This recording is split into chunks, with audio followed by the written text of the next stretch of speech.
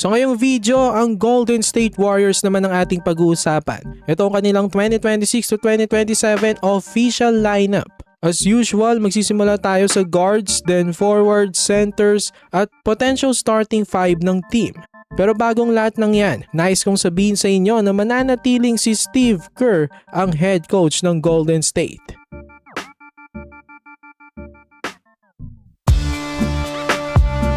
So itong mga guards. Unahin natin si Stephen Curry. Siya pa rin ang best player ng team. Lahat naman kahit hindi fan ni Curry mag-a-agree na siya ang greatest shooter sa history ng NBA. 4-time champion, 2-time MVP at Finals MVP noong 2022. Kahit tumatanda na, isa pa ring elite na player. Last season kahit limited games dahil sa injury, nag-average pa rin siya ng 26 points, 3 rebounds at 4 assists. Sumunod, Brandin Podziemski.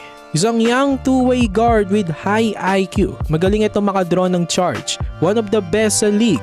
Improving scorer at facilitator. Isa sa pinaka-reliable na young pieces ng team. Last season, nag-average ito ng 14 points, 5 rebounds at 3 assists per game. Sumunod sa kanya, DeAnthony Melton. Isang versatile 3-and-D combo guard. Magaling mag-defend at may playmaking. Last season, nag-average ito ng 12 points, 3 rebounds at 1 assist.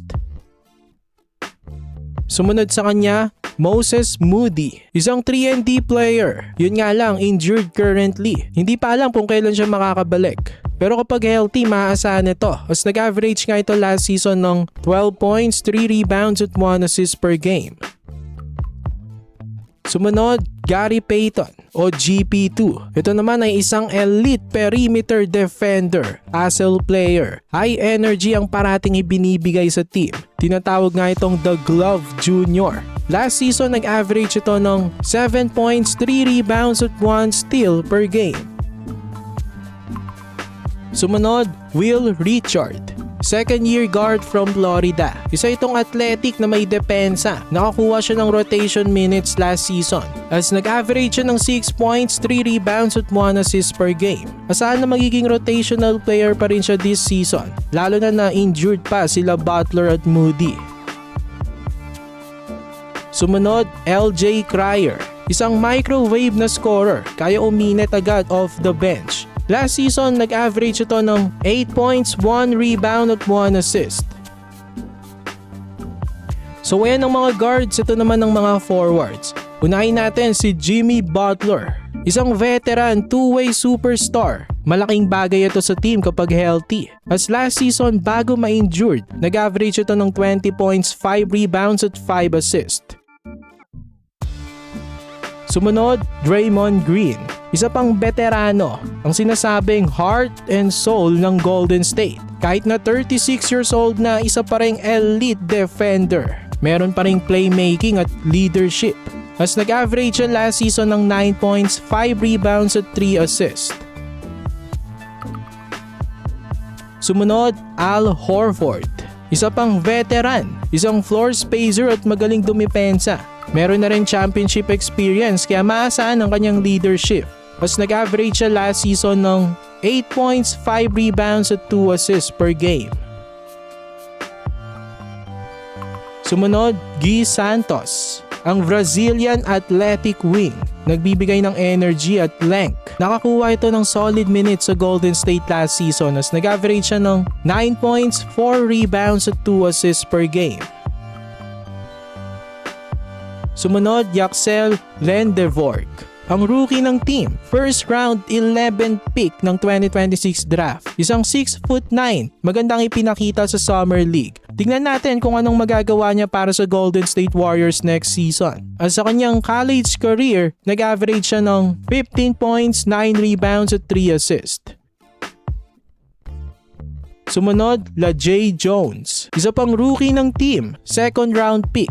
Isang 6'7" wing with size and athleticism. Let's see kung magkakaroon siya ng minuto sa team. Sa kanyang college career, nag-average siya ng 10 points, 5 rebounds at 1 steal per game. At last, Malevi Leons. Isa pang young gun, 6'9", kasalukuyang dinidevelop ng Warriors.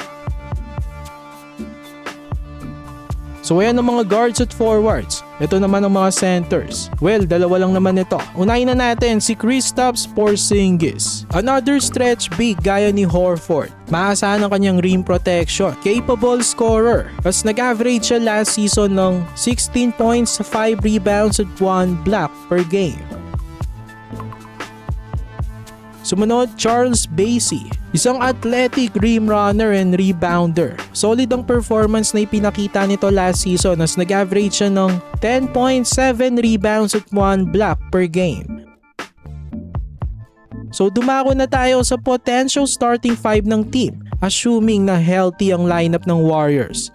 Point guard Steph Curry, shooting guard Brandon Podziemski, small forward Jimmy Butler, power forward Draymond Green, at center Kristaps Porzingis.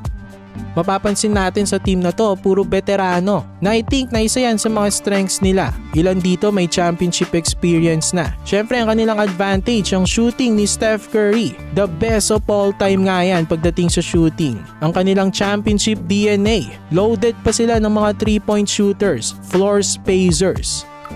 Pero weaknesses ng team ay ang kanilang age at health. Injured pa nga si Jimmy Butler at si Moses Moody. Ito namang si Kristaps Porzingis ay injury prone. So I think ang magiging challenge sa Warriors next year ay ang kanilang health. Pero I think itong team na to ay dangerous kapag healthy. So ano masasabi niyo mga Warriors fans? For more NBA content, i-like nyo na ang ating video at mag-subscribe na rin sa JB Buckets.